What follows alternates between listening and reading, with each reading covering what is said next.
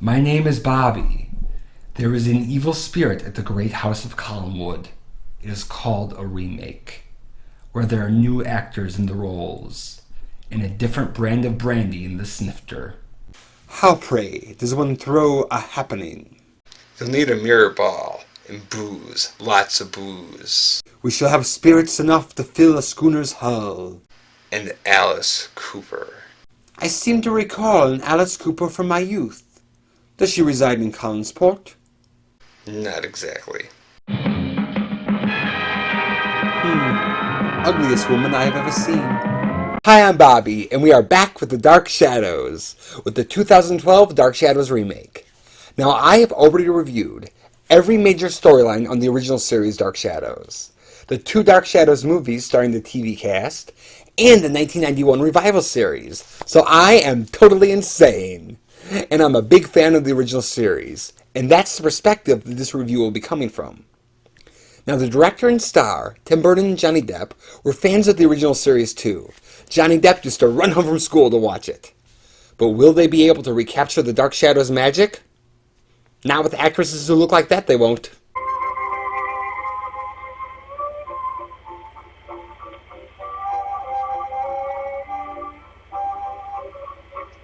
Dark Shadows was Johnny Depp's favorite show, and for years he'd wanted to play the main character, Barnabas Collins the vampire.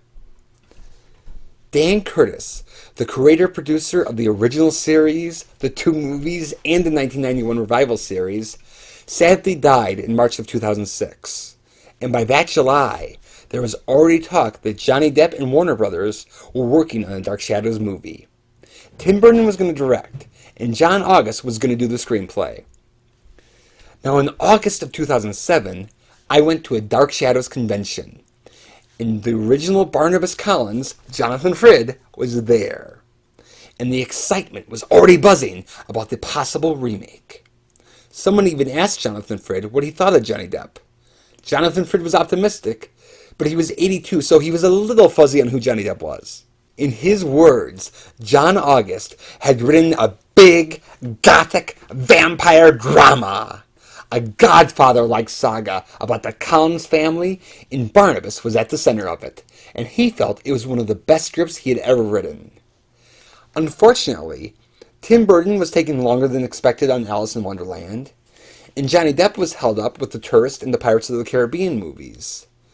And during these delays, the Twilight movies were coming out. The TV shows True Blood and Vampire Diaries had come out. And Warner Brothers felt that a Dark Shadows remake would be too similar to these. So they brought in a new writer, Seth Graham Smith, to turn Dark Shadows into a comedy. Even at the convention that I was at, there were rumors about the original cast doing cameos. But Jonathan was in his 80s and was developing health problems. Production finally began in May of 2011, and Jonathan Frid agreed to do a cameo, along with the original Maggie Evans, Catherine Lee Scott, the original Angelique, Laura Parker, and the original Quentin, David Selby. They all flew to England to go to Pinewood Studios. They were all tired, but Jonathan, who flew in from Canada, was exhausted. Tim Burton and Johnny Depp were the perfect hosts, and at one point, Johnny Depp gestured to the humongous set and said to Jonathan, "None of us would be here if it weren't for you." Jonathan said to Johnny, "Your hair. I see you've done the hair, but a few more spikes." And Johnny Depp replied, "We're doing things a little differently." Later that night, the old group met for drinks at the hotel. On the set, Jonathan was getting tired, so they filmed his cameo as quickly as possible, and Tim Burton announced, "Everyone, the original cast of Dark Shadows," and they all clapped. To tie in with the new movie, MPI released a coffin box set of the entire series. Barnes & Noble's had a little Dark Shadows section, and Tim Burton and the new actors did interviews to promote their movie. Johnny Depp talked about what an amazing job Jonathan Frid had done. But Tim Burton seemed to downplay the show, talking about the camera boom going into frame and the flies on the set, but without mentioning that the show was done live on tape, thus implying that it was a shoddy production. His romantic partner, Helena Bonham Carter, who played Julia Hoffman, called it a hilariously bad soap opera.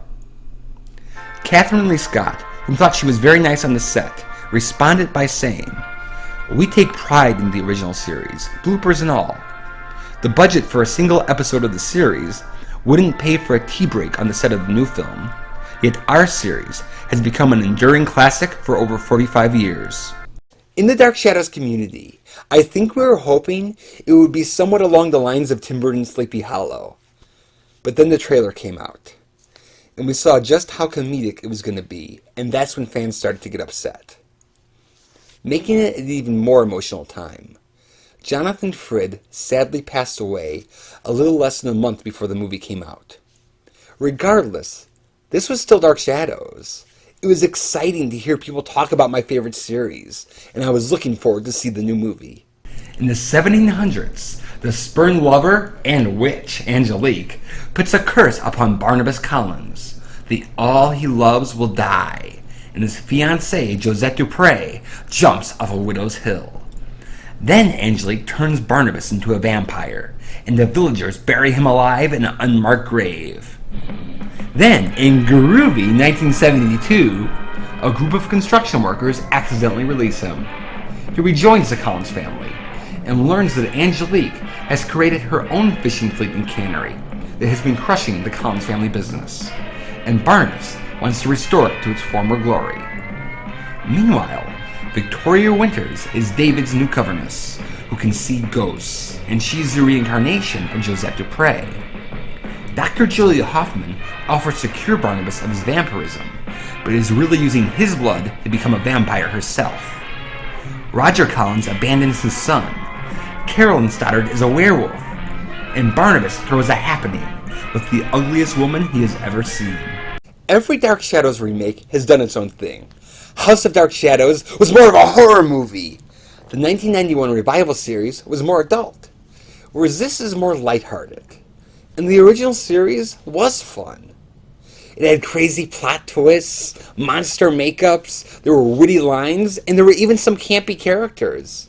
So this is a valid approach, and the beginning of the movie totally gets it. David Selby described Dark Shadows as being like Alice in Wonderland, and with the amazing sets of Collinwood and Collinsport, the fairy tale-like backstory of Barnabas and Angelique, and the opening credits sequence of the train taking Victoria Winters to Collinsport with the atmospheric Nights in White Satin music playing, you are transplanted into this imaginative gothic world of Dark Shadows. Then some construction workers accidentally release Barnabas from his coffin.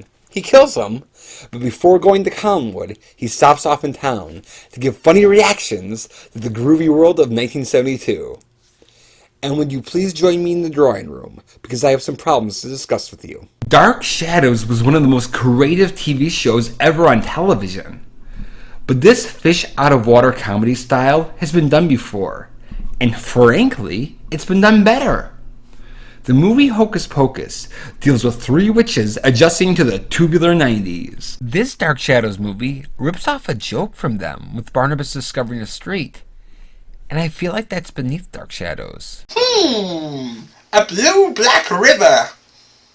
Perhaps it is not too deep.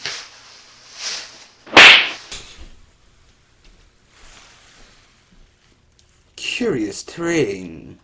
Some of the jokes are funny, but there are too many of them. Victoria Winters has the most fertile birthing hips that I have ever laid eyes upon. There are two montage sequences of non-stop fish-out-of-water jokes that barely advance the plot and should have been edited out. On the series, even on its campiest day, Barnabas was still taken seriously. In Hocus Pocus, even though it's a comedy, Winnie the main witch is still menacing. This plot does hit upon some interesting ideas, like Julia wanting to become a vampire. But they spend so much time making Barnabas look silly that they don't have the time to invest in developing them. And Barnabas' vampirism is such a joke that even when he's killing people, he's not scary. And when he wants to be cured, you don't sympathize with his plight. Tim Burton's Sleepy Hollow had the perfect balance of horror and comedy. But this script is so batty that the suspense doesn't work. And speaking of baddie, let's talk about Johnny Depp. Now, I think this direction was a mistake. But if you like a funny Barnabas, Johnny Depp actually does a great job. Johnny Depp loves classic vampires, and you could see it in his appearance and in his performance. The dark circles around his eyes are like Lon Chaney in London After Midnight. The fingernails are like Nosferatu.